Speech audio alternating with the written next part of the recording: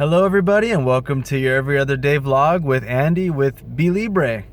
So, last time we were talking about decentralization and mining, and I have to stay on that topic, the topic specifically of decentralization, because one of the biggest proponents of Bitcoin and cryptocurrencies, at least the most decentralized ones, is that we don't need one person to delegate everybody's jobs or everybody's positions in a hierarchy anymore.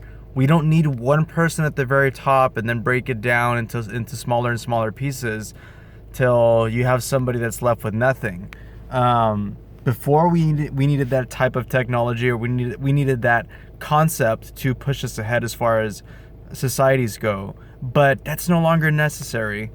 And I'm going to talk a little bit about why our government today is the least centralized thing that we have, and why I would much rather be a part of a mining pool instead of a government.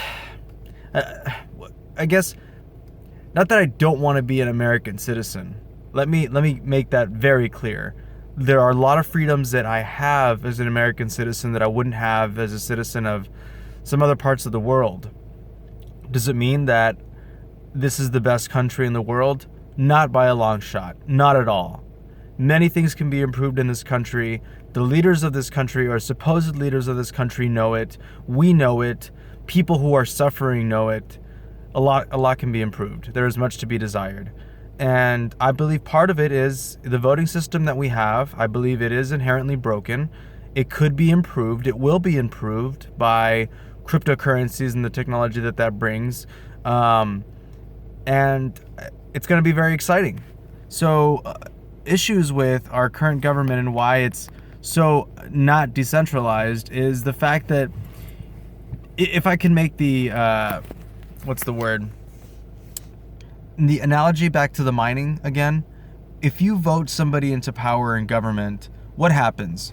You have them with unfettered control and power of many powers for years. So the president has several years. I think it's, 2? Man, I'm already forgetting my branches of government. That's not good. I need to refresh on those. But I understand that when you vote somebody into power in most U.S. governments, in most U.S. positions of government and branches of power, they stay there for at least a year, if not more. And what I've learned from the crypto space is that things can happen very fast as far as technology goes. And that also goes for events that are problematic. So, for example, you had the hurricane in Houston that from one day to the other wiped out a big part of the city. And a lot of people were in pain, a lot of people were in trouble. So when things go bad, they can go bad from one day to the other, and they're going to need help immediately. People in those situations need help immediately, and that means that our leaders, or the people that we put in power, need to quickly make decisions that are going to benefit the most people with the least amount of resources. And are they in the best position to do that, or are the people on the ground in the best position to do that? And that is why I'm very interested in cryptocurrency, because the power goes from the bottom up as opposed to the top down. And so if I can make that quick analogy to miners again, and decentralization of miners, if I vote for a pool with my power, with my mining power, I don't have to stay there for a year. I'm not on a contract. It's an at-will contract. So I put my mining power behind the pool, and then I say, okay, is this mining pool doing what I need it to do? Is it mining at the rates that I prefer, that's fair for me, and that's fair for everybody else, and that's fair for the network? And the reason why I need it to be fair for the network is because if it's not fair for the network, I lose money. For example, if the network is going to suffer from a terrible implementation of Bitcoin that I'm mining on, the market's not going to want that implementation of Bitcoin. Case in point, Bitcoin Cash. Why is Bitcoin Cash worth a fraction of a Bitcoin?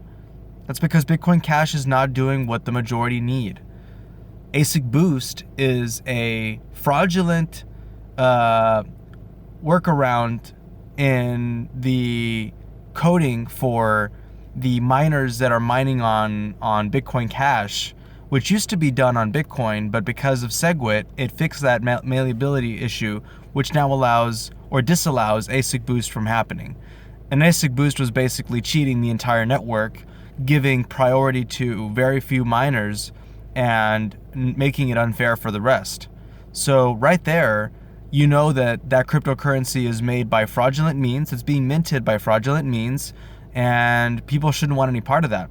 So the reason why you have more power, more mining power in Bitcoin, please take note, Bitcoin Cashers, is because Bitcoin Cash is a fraudulent scheme.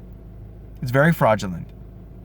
So again, Bitcoin is valuable because the people putting their power into mining pools are mining in a fair and egalitarian fashion, and that is much preferred by the market. So governments, in turn, you vote for somebody into power, and they control that power for a year. I don't know of any positions that are held for months. Pretty sure it's a year or more. And what does that mean is if you vote for someone into power, you vote somebody into power for more than a year, and they're not doing what you need them to do, how long do you have to wait to ameliorate all the damage that they've done? A year. A lot can happen in a year, and a lot doesn't happen in a year. Think about it. That's a long time. Is that the way that we want our government to run? Do we want some fool that we vote into power to be bought out, which happens? It does happen that senators or people in higher positions of power get bought out, and they do what's in the best interest of their donors. And the donors is not the majority of citizens. It's a very small minority of very wealthy individuals who would much prefer that they put things into motion that benefit that very small group, which means a lot of resources, a lot of time, a lot of manpower is put into projects that aren't going to help the majority of citizens. And you can't quickly back out of that decision until a year passes. And then people forget that they were hurt. That happens often, actually. There's psychological studies that show that after you're immediately hurt, after people immediately lose a home, for a year they'll buy flood insurance. And then enough time's going to go by, they stop buying that flood insurance, even though the statistics are there that they're going to lose their house the same as that year that they bought flooding insurance after they learned their lesson. After that, they're going to lose interest and not buy flooding insurance after they're statistically being told that they're going to lose their house again to flooding. They stop buying flooding insurance. It's crazy. It's a crazy phenomenon. And I believe the same effect takes hold when we vote somebody into power that does not work in our best interest. And we can't quickly back out of that decision. And that's why we're forced to stick with it until we get another shot at voting again. But unfortunately, people forget. And that is one of the reasons why a decentralized mining pool is much more fair and egalitarian than our current voting system, at least in this country. And I hope that is fixed, and we'll see. Until next time, goodbye. Oh, please like and subscribe if you like this, and share with a friend. Bye.